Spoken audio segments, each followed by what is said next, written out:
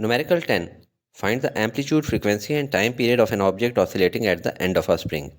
कि ये एक स्प्रिंग है, इसके एंड पे ये ऑब्जेक्ट है और ये इस वक्त जो है मीन पोजीशन 0 पे है, यानी x 0 है इसका, और इसकी जो एक्सट्रीम पोजीशन होती है उसको कहा जाता है एम्पलीट्यूड, वो हम लोग कह देते हैं x नॉट, और लेफ्ट एक्सट्रीम पोजीशन भी x नॉट होगी, पॉजिटिव और माइनस होंगे।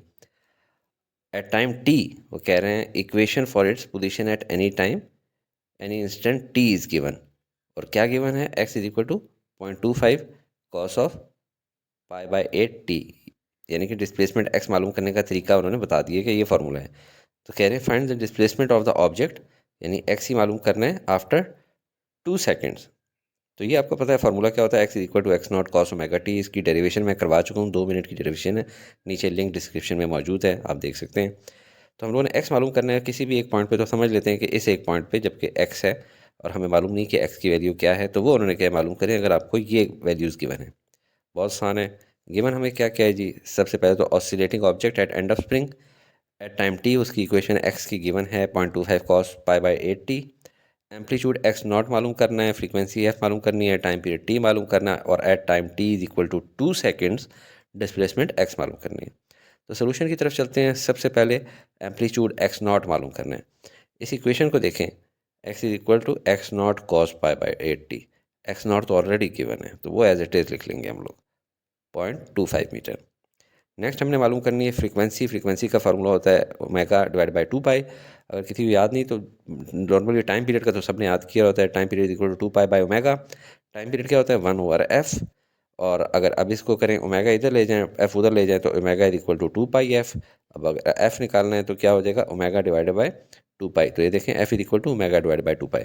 ओमेगा की वैल्यू क्या है, देखें कॉस ओमेगा टी, और ये ओमेगा की वैल्यू है पाई बाई 8। तो ओमेगा की जगह हम लोगों ने लिख दिया पाई बाई 8, और नीचे 2 पाई ऑलरेडी मौजूद है तो वो एज इट इज़ मल्टीप्लाई कर दिया। अब इसमें क्या क्या क्रॉस आउट हो रहे हैं, कैंसिल आउट हो रहे हैं, पाई बाई दोनों पाई कट गए, नीचे बच गया 1 डिवाइड बाई 16, और फ्रीक्वेंसी होती है किस में, हर्ट्स में, तो ये हमारे पास फ्रीक्वेंसी भी आ गई। अब हमने जाना है टाइम पीरियड की जगह, बहुत आसान, 1/f फ्रीक्वेंसी का इन्वर्स होता है, तो 1 डिवाइडेड बाई ये जो पूरा है 1 डिवाइडेड बाई 16 ये नीचे आ जाएगा। अब 1 डिवाइडेड बाई 16 डिनोमिनेटर है, और 16 जो है ये डिनोमिनेटर का भी डिनोमिनेटर है, और जब डिनोमिनेटर का डिनोमिनेटर ऊपर जाता है वो न्यूमरेटर बन जाता है, तो ये बन जाएगा 16 सेकेंड।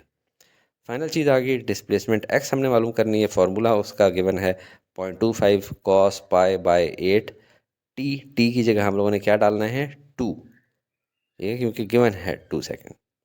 अब देखें इसमें क्या चीज़ कट रही है, 8 और 2, 2 4 दा 8 हो जाएगा, तो 0.25 कॉस पाई बाई 4।